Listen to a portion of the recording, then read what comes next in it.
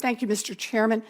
So the 5 populated U.S. territories, Guam, Puerto Rico, the U.S. Virgin Islands, American Samoa, and the Northern Mariana Islands, are part of America, and the 4 million people who live on those islands are Americans. They are subject to federal law.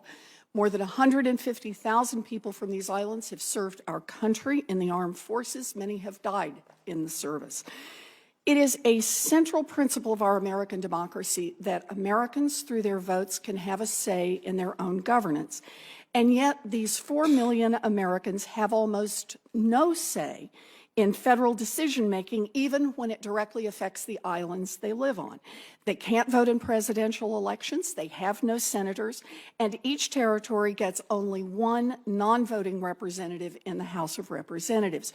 So, Assistant Secretary Kianaya, your agency coordinates federal policy for most of the territories, so maybe you can help me understand exactly how this works. If a U.S. citizen is born in Guam, she can't vote for president as long as she lives on the island. Is that right? That's correct. But if she moves to U.S. states, say California, can she vote there?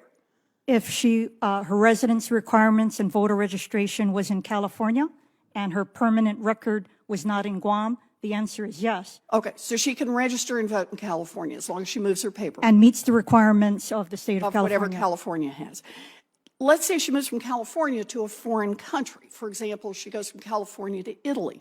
Can she vote for president from Italy? It depends on her record of residency. But if she moves from California, if she was registered to vote in California. That's correct. So this U.S. citizen from Guam can vote in California or can vote in Italy. But if she moves from Italy back to Guam, she still can't vote there. Is that right? It depends on where her record of residency is. If it's still in California, because if it was California when she was Italy, and she still determines. Well, but that's my point. If she moves back, if her residency is now in Guam, she loses her ability to vote. That's correct.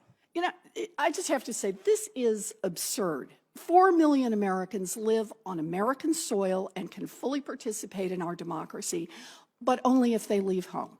At their homes on U.S. soil, all of their representational rights disappear. This kind of second-class status is not how our government is supposed to work, and it has real implications. Right now, Puerto Rico is in a $72 billion hole. Much of its debt is held by Wall Street vulture funds that have intimidated local government into slashing funding for schools, for hospitals, for first responders.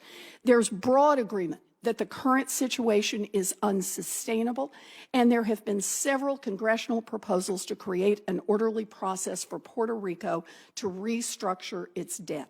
But powerful financial interests would prefer we do nothing, and so far, Congress still hasn't acted. Congress should approve a plan to help Puerto Rico immediately, and that would be much more likely if the millions of Americans who live in Puerto Rico were allowed to participate fully in our democracy.